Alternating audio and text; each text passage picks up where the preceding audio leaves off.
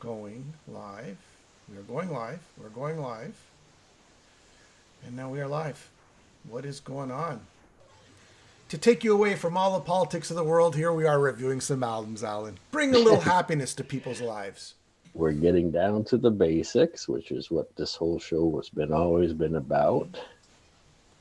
And it's going back to our record reviews like we started with. Luckily, we've done a good job. We got some documentaries, and you got your interviews, and now we got our Going back own to little posse, basics. the own little metal voice posse with Aldo Nova, and Carmine Appice, and hey, you Going know back what to I mean? basics. Strip it down, Alan. Strip it down. And now we stripped it right back down to the beginning, which is all about our record reviews here at the Metal Boys. All right, So so I'm excited. I've been waiting for this release. Let's get right into it, Jim.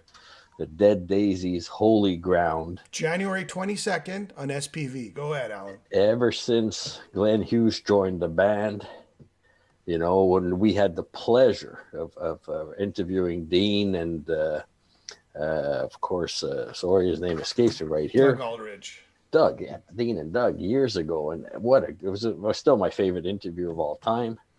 Check it out on our website, and seeing the show live. These guys are a great live band, right? Mm-hmm. And now you're adding the voice of rock himself, Mr. Glenn Hughes, to the equation. And I have to say, Jim, this is a completely, entirely new beast, man. Dead Daisies for myself.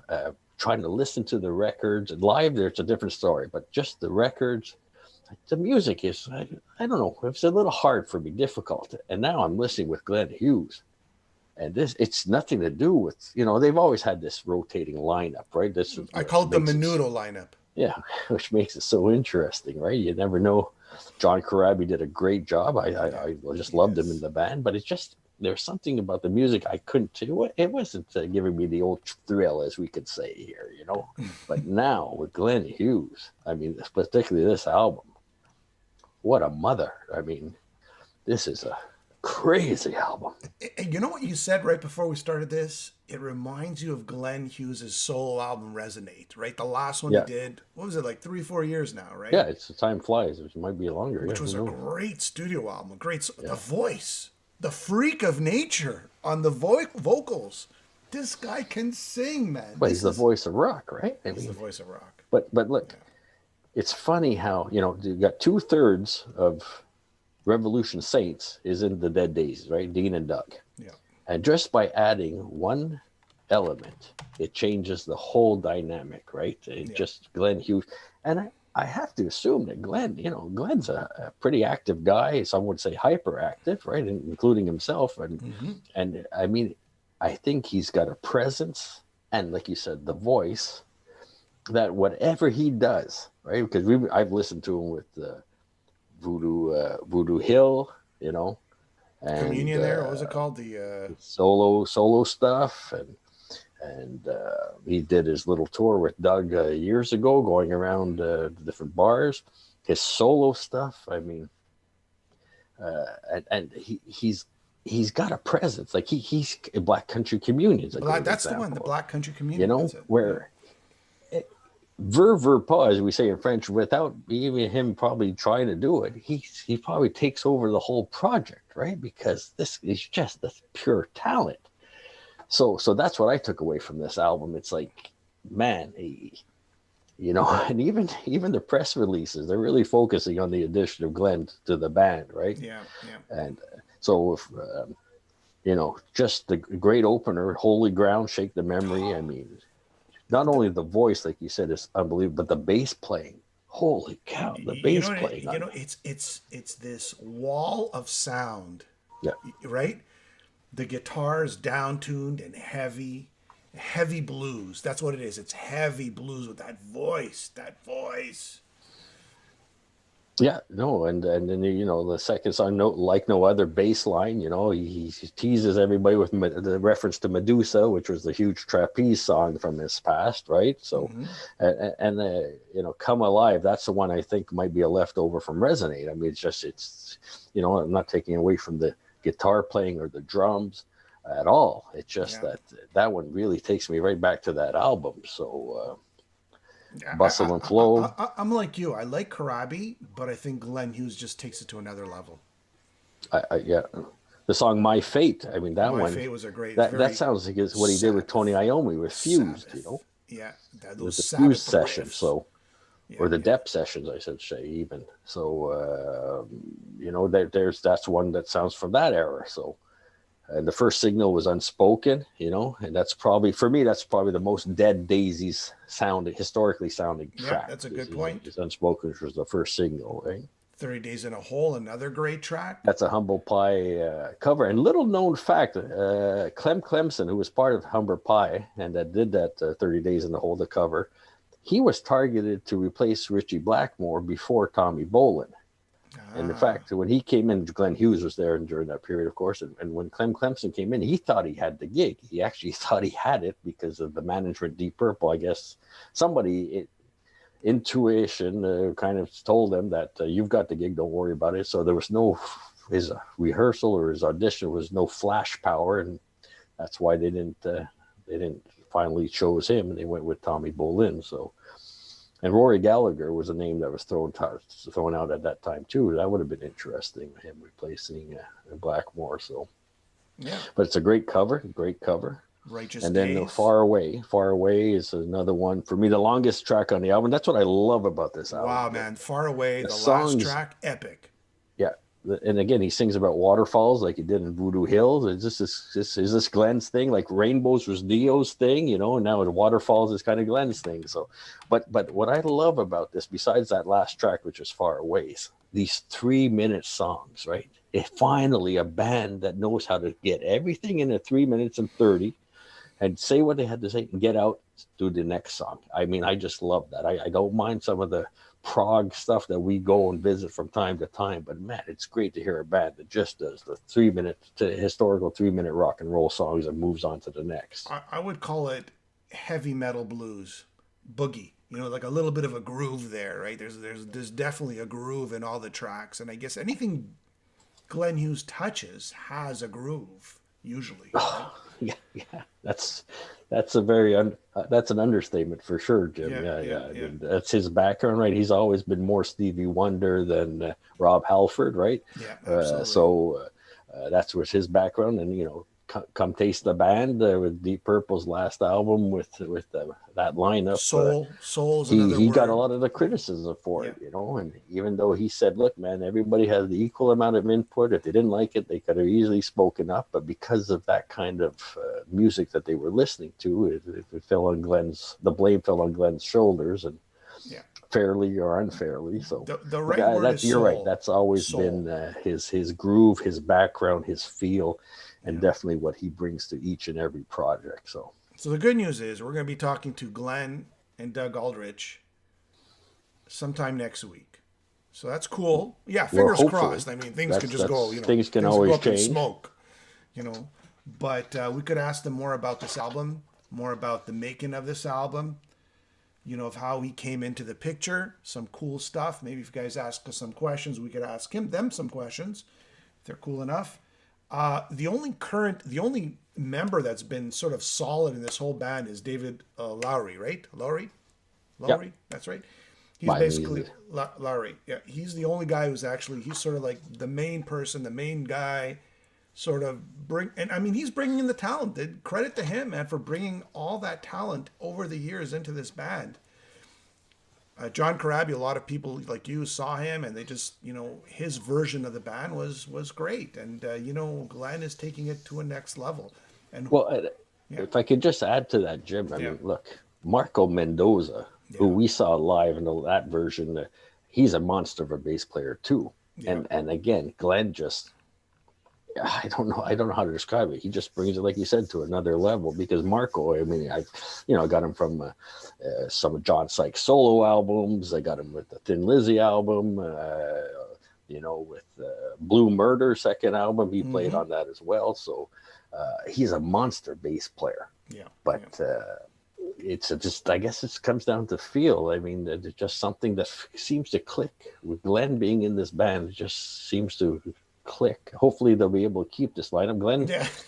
has He's a a revolving musician. it just seems like he's, in and out of lineups here, but hopefully this one will last. So I guess the big question, Jim, for you, out of a scale of 1 to 10, man, what's the number in your head? You know what? It's very fresh, this album, but my first impressions, definitely, like sort of like 8 around there, definitely up there, definitely. The production is spot on. The songs are in and out, like you said, 3 minutes in and out, except for the last track, which is a classic. The vocals are incredible. Well, yeah. Blues, groove, soul, it's all there. If you like, how's this? If you love the Dead Daisies, you're going to love this. If you love Glenn Hughes, you're going to love this. So that's what I'll leave it at. I give it a solid 9.5 out of 10. This could be a record of the year. Honestly, I mean, there's a few I've been listening to. They haven't been released yet. Voodoo Circle's new album's pretty good, but Accept, as we're going to review it right next, yeah, which we'll get into soon enough. But this one, man, this is early in the year. This is the one to beat as far as I'm concerned. And all right. And that's the one that everybody else will be measuring up to in my estimation. So the bar is there. All right, let's switch gears. To Mean to Die, Accept. Oh, Accept, yeah. 16th studio album, going to be released on Nuclear Blast January the 15th. Yeah. Look at this, Alan. Total time on this album is 52 minutes and 11 seconds. It's a long album. It's definitely a long album. All right, what are your thoughts? First of all, the artwork. What do you think about the artwork? Sorry? The artwork. That snake yeah, there. Great the snake. Artwork. Too Mean to Die. I mean, we were lucky enough to interview Wolf a couple of weeks ago, or maybe a month ago. Time flies. Yeah. And we got into the songs at that point. Too Mean to Die, like he said, that's we're the metal warriors. We survived through it all. And again, this is Wolf's the only one from the early days that's left. Yeah. But what I took away from this, and I had mentioned it during our interview, was if you told me Wolf did all the guitars on this and they're down to a one guitar band, I'd believe you. Yeah. Although Philip Schaus did some solos, Wolf said, I mean, this is Wolf's band. It's the way that I think naturally progressed throughout the decades. Everybody kind of deferred to Wolf and his vision, including Peter, who's no longer with the group. So he kind of went over to the Udo camp in a way, right? A little bit, right? Yeah. So again, a lot of good songs on here, but that's just my one take. John sang to you Yasu, guys. Hello there. Hey, hello there. I'll let you take over the Greek. You're much better than me, that's for sure. Yeah, so that Johnny. All right. But I mean, if you look, my favorite songs off of there is definitely Overnight Sensation, written for the YouTube generation, and The Best Is Yet to Come, which, as we found out, was Wolf's motto, that he always thinks the best show and the best album is still to come. So How Do We Sleep is the social commentary song that Mark Tornillo's famous for. Yep. Samson and Delilah, like I said, had that Arabic feel, and it's an instrumental. Symphony of Pain. He throws in a little Symphony Beethoven of Pain there. is Beethoven and the struggle and tragedy of Beethoven, and even in classical. You always love talking about Wolf's classical influence. And there's actually the Ode to Joy, Beethoven's piece, incorporated in a lot of the soloing in that song too. Yeah. So all right, so we have okay, zombie. For me, it's like Zombie Apocalypse, Too Mean to Die. These are like classic Accept tunes. The Undertaker is probably the best song on the album, hands down. And yeah, there's a lot of neoclassical stuff going on, and you're hearing the typical Accept. So in the Mark Tornillo years, where would you place this album? From the four, everyone's a bit different. You and I, we love each and every Accept album. Some of them are saying, "Well, it's Accept. It's what we come to expect." This one's, I went back and watched our interview, and there was talk of this one having a lot more variation on it, which listening to it again, I think is true. But I mean, I can't choose one over the other because each one is like, Blood of Nations started it all. That's still a very strong album, but you got Stampede, you got The Rise of Chaos. I mean, there's there's a lot of good work there. I would say this would be, for me, it'd be Stalingrad, and then it would be this one out of the Tornillo era, right? I don't want to go up against Udo because it's probably not comparing apples to apples. But if I'm comparing apples to apples, I would say this comes after Stalingrad. A lot of people, Beloved Nations, they think that's their favorite. But for me, it's Stalingrad and then this one. That's how I kind of liked it better than the other two, or the I mean, last one especially. every album I listen to, it comes out, you listen the heck out of it, right? And then Yeah, you that's go the back thing. and revisit it, and you're like, oh, this one's good. This one's just as Yeah. strong as the last one, and so maybe down the road, their next albums will be saying those are the strongest ones. So, You know again, what? it's But from all these songs, what do you think? Which songs do you think will stay in their set list in the next decade? I'd have to go with Too Mean to Die, right? And Overnight Sensation. I know Wolf was mentioning he that would be a great song to play live. He thinks that's going to be a strong song moving forward. So again, I mean, Look, The Undertaker. I think that'll live on in the Accept set list for years to come. could very well be. It's not one of my favorites on the Really? album, but yeah, really. The Undertaker. No? But What's going on I mean, there? I still can't get Pandemic for obvious reasons out of my head, right? So, Okay. but again, it's just the musicianship, the production, Mark's voice, Mark's lyrics, which I'm assuming he's writing. It's everything we can expect from an Accept album. I think this highly album, recommend everybody going out and purchasing it on January 15th. if I was gonna okay, all right, how about this? If you take Udo's album, which you put in your top 10 of the year, right, or top 5, I guess, and you compare this album, like which one would you prefer more? I think I prefer this one a lot more Then who? than Udo's last album. I really like the last album. I liked it too, think but the I think I concept- prefer this one. Now you're talking the one with the orchestra, or there's the No, I'm last talking one about, okay, sorry. Let me clarify. Mm-hmm. Udo's last album, studio album, We Are One. Mm-hmm. It's We Are One, right? Yes. His last album compared to this album. Well, I don't know why we're doing a comparison. Why not? But B, it's a completely different beast. It was an orchestra piece. Mm-hmm. Music written for orchestra and the band. So it's kind of completely different concept compared to your high standard. But it's sort of like the same family, right? I mean, Udo and Wolf, same family. I would say I was pleasantly surprised with this album. I thought it would get more generic. Like the last album kind of got generic for me, and I thought this one would be more generic. But that song "Life's a Bitch," the single that he released 8 months ago, that wasn't included on this album. Or You're a Bitch. What was it called, guys? Somebody out there. Life's a Bitch. Isn't that a Raven album? No. And everybody out there who's John just sorry, not John. I just got my Metal Voice T-shirt. Yes, I sent it out the other day. Hold on a sec. Everybody, remind me that single Accept had something with. Let me see. Hold on. Accept, bitch. You're a bitch. Life's a bitch. I can't remember. Son of a bitch. No, it's not son of a bitch. No, that's the ex-members Life's of a bitch. I was Saxon. right. It was Life's a Bitch. That's what it was. And that song, which was a single about 8 months ago, was not on this album, which was kind of shocked because I really dug that song.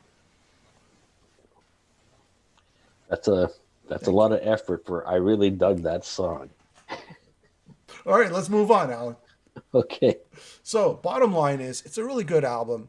Pick it up when it comes out. If you like Accept, you're gonna love this album. It's as simple as that. I mean, and I don't think they're getting generic at all, Jim. I think every album stands on its own. Yep. Some might be stronger than others. That's like any band, but I think Accept's always had a very high quality. Each and every album is an 8 or 9 out of 10 as far as I'm concerned. So, to me, it's a lot of people say, "Oh, you guys, you only review stuff and give it high marks." It's because we only really review stuff that we like. So we're basically just commenting on things that we like. That's what it comes down to, right? Because stuff we really hate, we're not going to bother with. yeah, I mean, That's what it comes down to. We're celebrating the new releases. That's what it really comes down to. That's all we're doing. About it. All right, Andrew got his shirt that I sent him out the other day. Wow, it was pretty fast. Andrew's in Toronto, so I would think that the shirt would get there quickly. Enjoy your Metal Voice shirt. Siegel, Germany Metal. Yeah, what can you say? Except is Germany Metal. All right, here we go. Next album. Speaking of Germany, Yep, here we go. right? We're going to another Yep, Teutonic master. guitar player. Guitar master, we'll call it.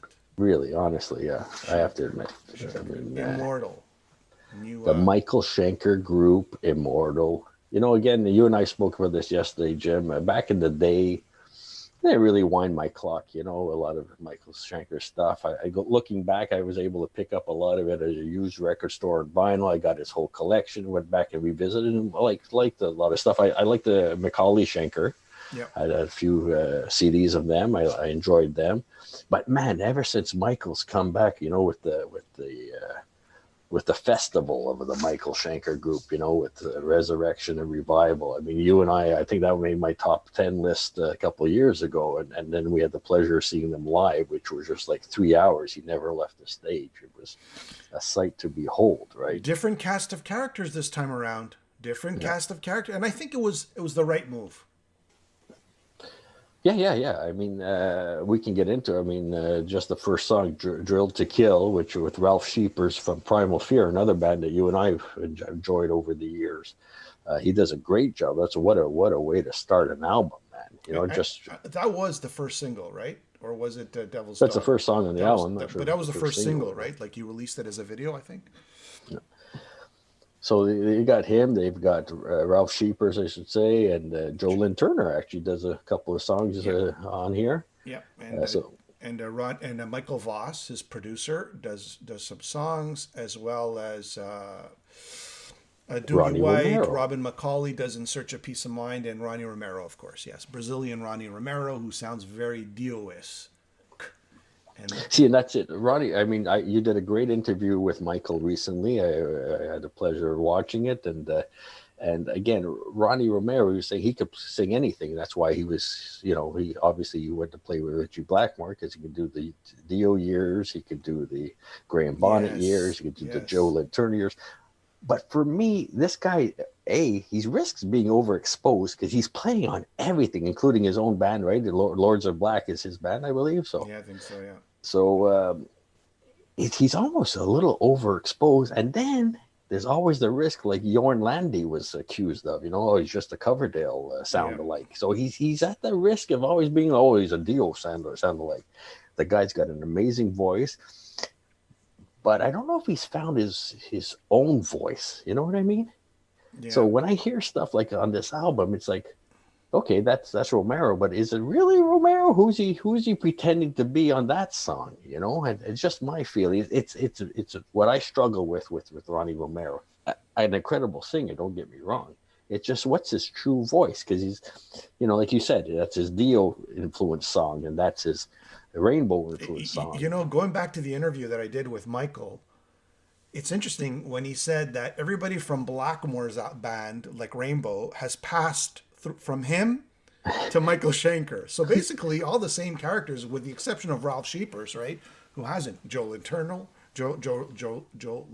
sorry. Graham Bonnet, Ronnie Romero. I mean, the cast of characters have seemed to pass from one artist to the other. Of course, there are exceptions, and that's what I like about this album. He changes it up just a little bit. You know, and yeah, I mean, After the Rain, that could be a Blackmore's Night song, right? I mean, it's got that medieval feel to it to start off the song, and yeah, it's funny the path. I mean, even Michael brought it up, the path between Richie Blackmore and his careers and how they're kind of, you know, going along at this point. So, and then he even gets into more detail, Schenker, and he says, well, you know, I was called up to replace Blackmore in Purple back in the day, right? Before, so there we go. There, I mean, the connections are all there, right? They use the same, well, not all the same, but we're many talking of the in same. the '90s after Perfect Strangers and House of Blue Light. That's right. Those years, Battle Rages On. I mean, that's when Michael was asked to come in, and according to the Deep Purple biography I read, Michael came in with a superstar attitude, and they're all like, "What is this going on?" That's when Joe Satriani had played with them, and a few other guys while they were still looking for a permanent edition, which they found in Neil Morse, I believe. K-Man goes, Ronnie James Dio never sang with Michael Schenker, but I guess if he was alive, he would have. He would have guessed it on a song, right? But Ronnie Romero sounds like Dio, so that's kind of why they put him there, because Dio isn't around, so they need somebody who sounds like him, right? The Queen of Thorns and Roses. I think that's the best song that the Smithereens never wrote. So that's got that kind of feel. I'm listening to it. I've heard this before. Right. And then my favorite on the album is Sangria Motes. I think that's a great album. My favorite, and that's Joe LaTurner who's singing that song. Here's my favorite song. Guess my favorite song is Lonesome Crow, In Search of Peace of Mind. First of all, that is the best song on Lonesome Crow. One of the greatest Scorpions albums, hands down. And then they take that classic song and it's amazing, that song. It's like in two pieces, really. The intro, and then sort of like it changes completely and it gets all psychedelic, and a great song. I'm happy he revisited that song. And he's got Ronnie Romero, Gary Barden, Doogie White, and Robin McCauley singing on that song. So that there's a combination of everybody on that. And they do a great job. I think that's a really cool idea. And of course, he slammed his brother, Rudolph, for not participating musically on that album. But of course, he's got to always get that dig in there. Yeah, I was hoping that relationship would be repaired, because I was scared to ask that question, Alan. I was scared to ask that question. 5 or 6 years now. Because every time I ask him that question, I go, "So how are you and brother? Are you and your brother okay now?" And he'll just go, "No, you don't understand. You don't understand." But God bless him. They're taking your name off of songs. I mean, that's always a little bit of a touchy subject, right? So. But you know what? He seems to have been better with his brother now, so I'm happy about that. They're getting along. Always a pleasure talking to Michael Schenker. This guy is so interesting person to talk to. Let's see. Did David Coverdale ever perform with Michael Schenker? Not to my knowledge. No. I've never thought of Jorn as sounding too much like Coverdale. I love Jorn's voice. He does a great job of singing everything he loves. I love Jorn Landy. Jorn. Remember that pronunciation issue? He was in Company of Stakes, and that's what he was being criticized for, right? There was a lot of, and again, he was trying to sound like Coverdale at that point. His solo work, I don't find he sounds at all like Coverdale. He's and the stuff he's done with Avantasia, it's really his voice, and he's such an effortless singer. Yeah. When I saw him play with Avantasia, I mean, it's like he's not even opening his mouth. It just comes out that natural. But that was the criticism. When you interviewed him, weren't you sort of like trying to pronounce his name properly? I asked him how he pronounced, because you and I had a bet. You kept saying it was Jorn with the J, and I was like, it's Yarn with the Y, and he says it's actually pronounced Ornlandi. So I got criticized, I got crucified on the internet because I did it the way he said to do it. But it's like a lot of things. If people like, it's Neil Peart, but everybody says Neil Peart. So if you say Peart, like he says in his book, I just stick to Peart. I'm fed up. Everybody says, "Oh, it's Neil Peart. It's Neil Peart." Okay, so you just go with what's been accepted. So all right, that's what he told me, because you and I had a bet going, and he said, "Well, it's actually neither. It's really this." So Jorn. Metal Ben says, Inheritance from Lonesome Crow has some excellent solo work from Schenker on it. Absolutely. The whole album is phenomenal. You just say that that's the best, by hands down, the best Scorpions album? One of the best Scorpions album. Okay. The Lonesome Crow. I have it on CD, I have it on album, I have it on cassette. Okay. Oh, that's There's not a lot of lyrics on that album. There's not a lot of lyrics. There's a lot of oohs and ahs because they can't speak English yet. But I love it. Do you ever, Schenker's 15 years old, 15, 16 years old. No, I know. Wow, you're listening to this. I can't He's believe a 15-year-old or 16-year-old's you doing know, this if album. you want to talk about how many guitarists he's influenced over the years, I mean, Lips from Anvil, like this is his guitar god, right? And he was doing stuff with the classical influences that not so many people were doing at such a young age, a real prodigy, right? So Michael was a real prodigy. So Alan K-Man wants to know what's your favorite songs from the new Schenker album. my favorite songs off the new album is definitely Sangria Motte I would go and with it. Yeah, go Drill ahead. to Kill. I think those are the two for me are the strongest. But there's a lot of Devil's Daughter's another good song. I like the ballad, so I think After the Rain is great. I do like the Ralph Sheepers was a great idea, really.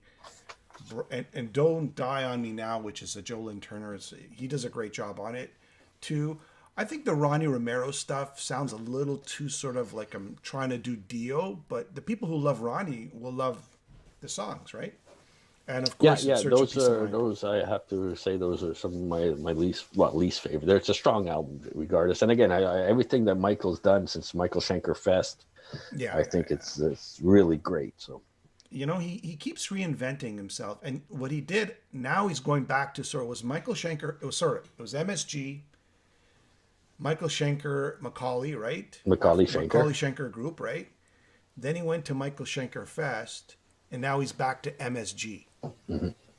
full circle, Jim, Full full circle, circle. full circle. So he's just With a few coming around the UFO mountain. reunions thrown in the middle there. So And I guess he's kind of, since he keeps changing characters, he figures, okay, why not? I remember he told us a long time ago he'd like Klaus from Scorpions to sort of guest vocal, but that would have been cool. That would have been very cool, but I guess that never happened.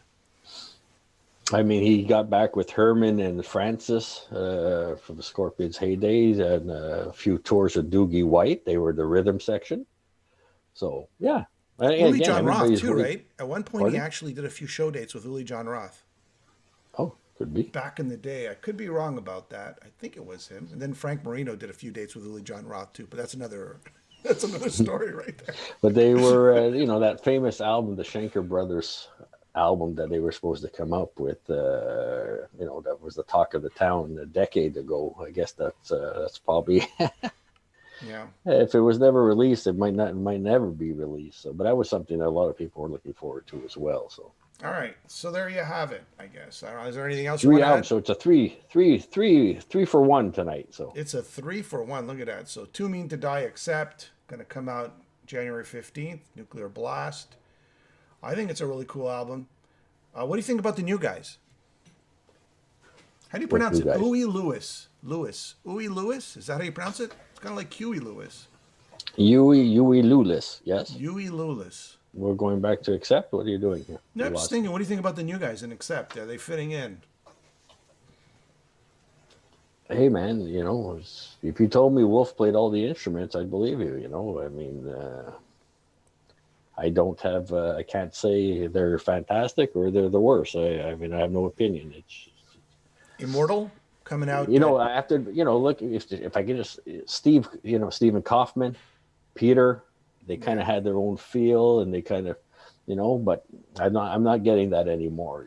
Even when Herman Frank was in the version that reunited with Mark, from Blood of Nations, yeah, he was the guitar player like he always was, but there's a reason why they went to a four-piece at one point, right? So live, it might have been missing something, but if you told me that Wolf recorded all the songs, like I said, on this album, I believe you. All the guitar parts, I believe you. So You know what I did like about Michael Schenker's album is the first song, and I forgot to mention this. Derek Sherinian, he plays keys. He does a keyboard solo and sort of simultaneous with Michael Schenker's. They're sort of doing trade offs, hmm keyboard solo to guitar solo. I thought that was really cool. And of course, Ralph does an incredible job singing. So that was a good mention there for Derek Sherinian, who does a Also, great you can job. hear him in Night of the Dead. It's really a drum-heavy song, a lot of double bass drums. But Hmm. there's a lot of interesting stuff. Derek's doing a lot of interesting stuff on keyboard. I'm going to assume it's him. It could be Steve Mann as well, right? So Yep, that yep, goes yep. back to Mike Macaulay Schenker days.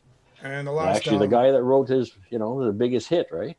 yep, yep. Any more? Was it Anytime? All right. The Dead Daisies, Holy Ground, January Oh, 22nd. There you go. what an album! Alan's favorite album of the year, and the year just started. Yeah, I have to say it's going to be the one to beat for 2021. And that's the problem, isn't it, Alan? Like an album comes out like right at the beginning of the year, and everybody forgets about that album. And we did our top 10 list, just to sidetrack everything here. We did our top 10 list. And I just realized Anvil came out with an album right at the beginning of the year, and I completely forgot about it. And I thought it was pretty good. I Yeah, enjoyed it. Legal at Last. Yeah, Legal at Last. But it was because it was so early in the year, I forgot it was released that year. See, I'm the opposite. I choose my strong albums at the beginning of the year, if I find one. If I find one, right? If there's one I really like, Yeah. and then I'll measure everything up compared to that, so I don't forget it because everything bar. else is measured up to it. So Tell everybody about the dates you used to write when you get your albums. You buy your albums, you used to write little dates of the diary of. yeah, every time I bought an album, I know I'd go home and write, this is the day I bought this album, this album, this album. Dear diary, I bought Somewhere in Time, 1986, blah, blah, blah, right? Yeah, yeah. Well, it wasn't really that in depth, Jim. It was just the name of the album with the date. That's all. I told Linda, she was laughing. All right, man. All right. We will talk soon. That's it. That's it. Wrap it. It's a wrap. That's a wrap. It's a wrap. Thanks for tuning in, and looking forward to try to. Hopefully, things happen in life. But man, if we can get Doug and Glenn on the old Yes. Metal Voice show next week to Yes. talk about this unbelievable album, I mean, everybody should tune in, keep posted, keep watching, and hopefully it'll happen. So far, we're heading in the right direction for a Glenn Hughes interview, but you never know. You never know. All right. Stay well, stay safe, and And try not to keep argue too checking out much. the All Metal right. Voice.